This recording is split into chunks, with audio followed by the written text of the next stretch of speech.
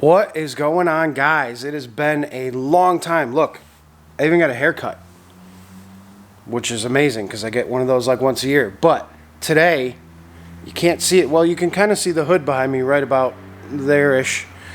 We are going to be finishing up the Prelude. And hopefully, if everything goes right, we're going to take it on a drive today, and I'll bring you guys along.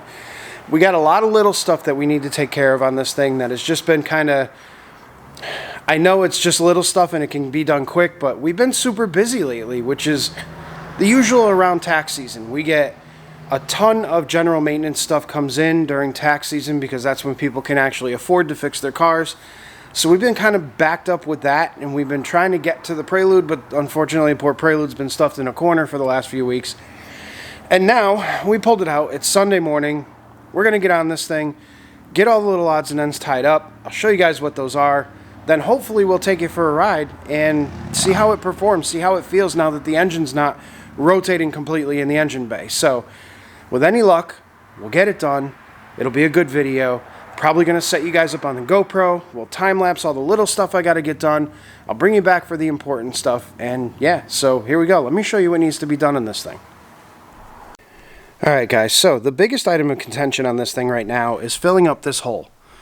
Now, if you guys remember from some of the other videos, this hole right here was actually created because there was so much weld material in there from the old engine bracket that somebody had welded on that there was just no grinding that down and making it smooth, so we had to cut it out. So today what we're going to need to do is we're going to need to make an actual patch panel for that, and making a patch panel for that shouldn't be too hard. We got some nice thin sheet metal that we'll be able to contour.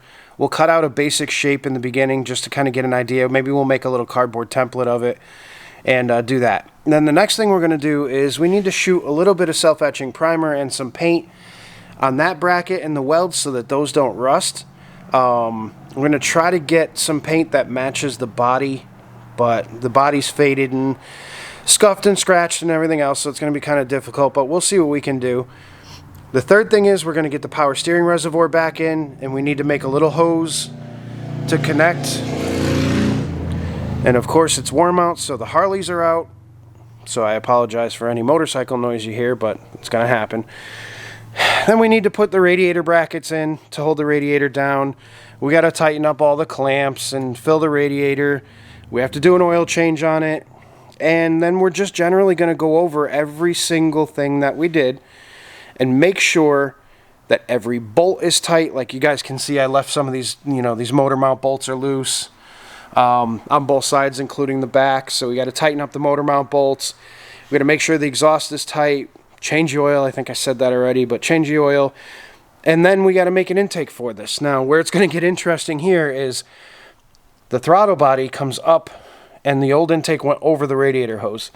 And the problem with that is that it was actually hitting the hood. And hitting the hood and rubbing and rattling and all kinds of stuff. So what we're going to do is we're going to do a hard 90 off of this, go under the radiator hose, come up and out and put the filter over in this general area here. Should be able to do that. We got some tubing over there and a couple of different couplers to try to make it work. Then we got to hook the fan up, and we got to tidy up some wiring and a few other odds and ends. So that is what we're going to do. And like I said, I'm going to set you guys up on the GoPro. We'll get it pretty much in this position in the engine bay, or we'll bring it over so that you guys can see me actually making the template and stuff for this piece over here. We'll get all that done, and like I said, I'll bring you guys back in between to show you the progress and show you what's been going on.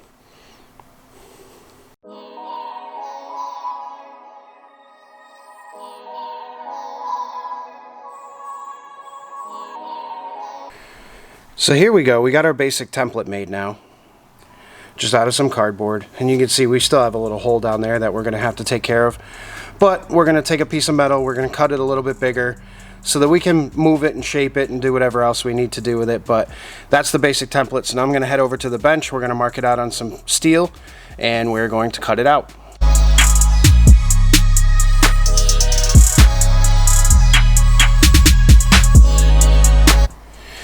Alright, so we got our piece of steel cut out, which should fit nicely in that shape down there.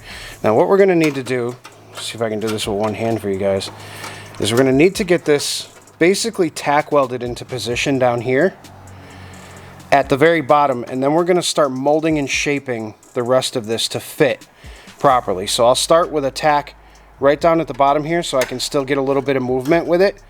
And then as we go, we'll tack up a little further, then we'll go up a little further until we eventually get the contour we need to fit this. And you guys will watch the process in hyper motion time lapse, because this could take a while. So I'm gonna get to tacking the first part of this, and then we'll start shaping it.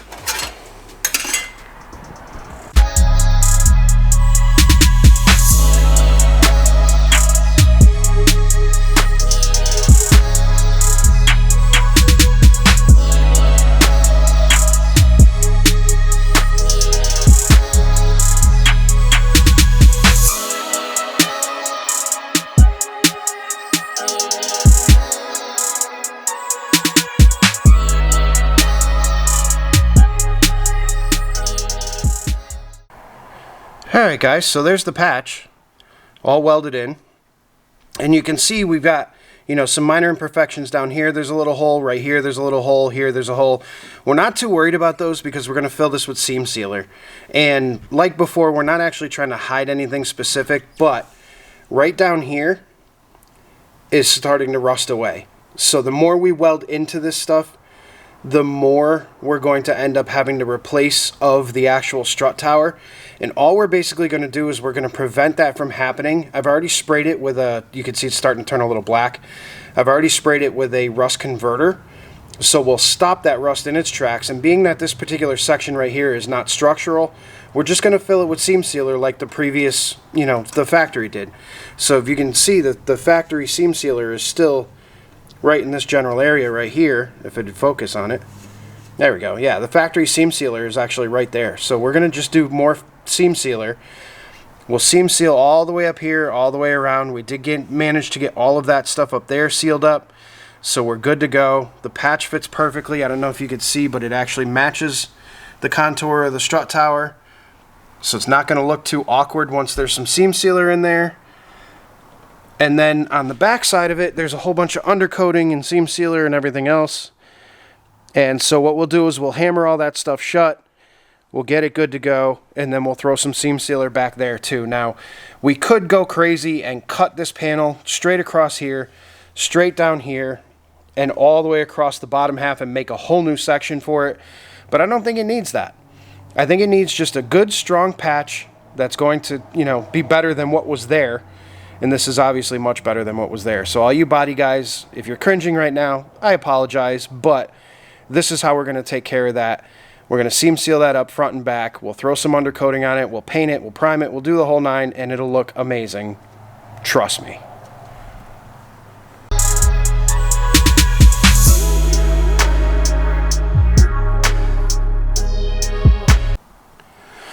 Alrighty, everybody. That is exactly what it looks like. Now, it's not pretty, and it's not meant to be. Factory seam sealer, if you can see up in the corner right here, that's all factory seam sealer. So ours is actually laid down a little more flat. It'll probably look a little bit better. And then on top of that, we got this guy seam sealed too. And what we're going to do is we'll throw some primer on all that. We'll shoot it with a little coat of red paint. And it'll look amazing. So that's going to take care of that aspect of things. Now what I think I'm going to do is we got this thing up on the lift. I don't think you guys need to see the rest of what's going on. Basically, we're tightening hose clamps, getting stuff all situated, and you know, getting the fluids filled and changed, and just normal maintenance stuff. So what I'm going to do is I'm going to get all that stuff done. I'll bring you guys back once it's running. We'll show you the finished product, and maybe we'll take it for a drive.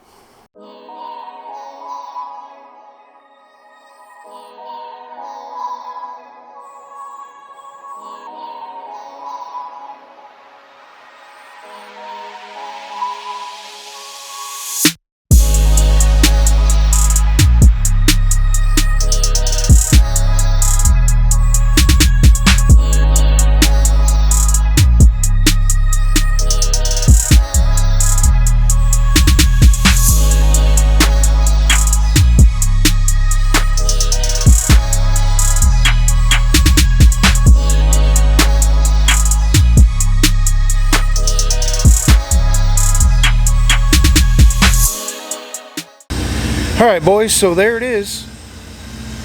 Made the intake for it. Kind of got the filter out of the way, made sure none of it hit anything.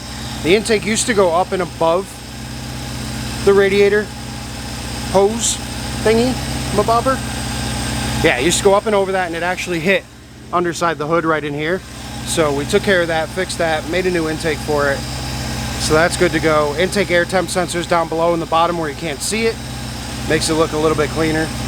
And we got all the radiator mounts back in. We got this whole side seam sealed.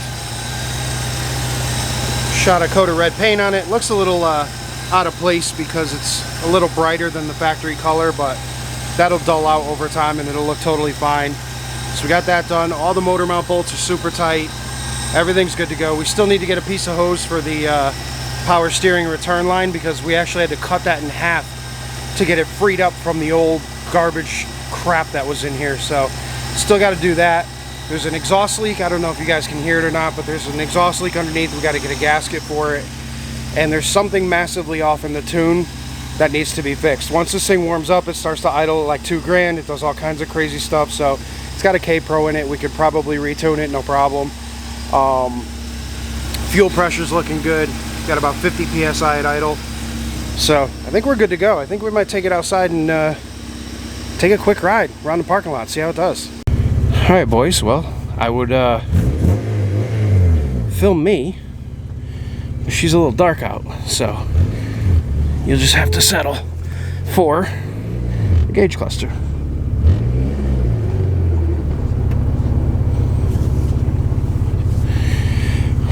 Or maybe I'll stick you guys over here on the tripod, because now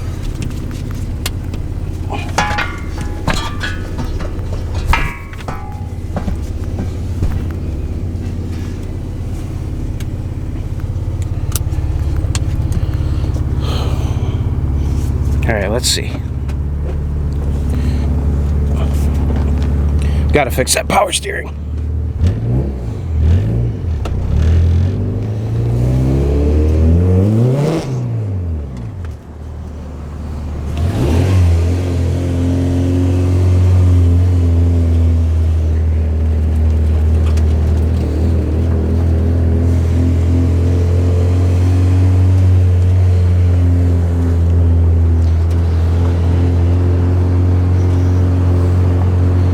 Well, so far so good.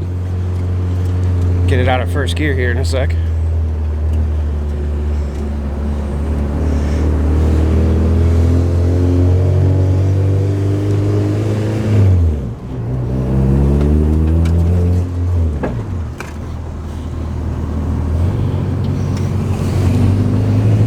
Well, she feels pretty good.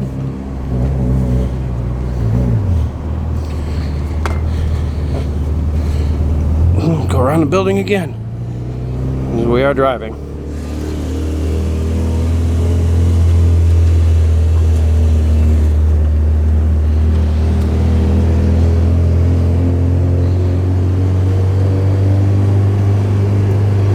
Everything looks good, temp looks good, oil pressure's good. Everything is good. Man, this thing rides rough. I don't like these coilovers at all. And we'll do a quick little pull.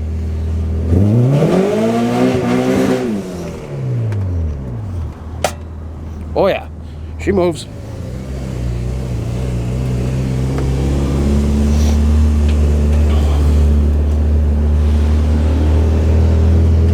She moves good.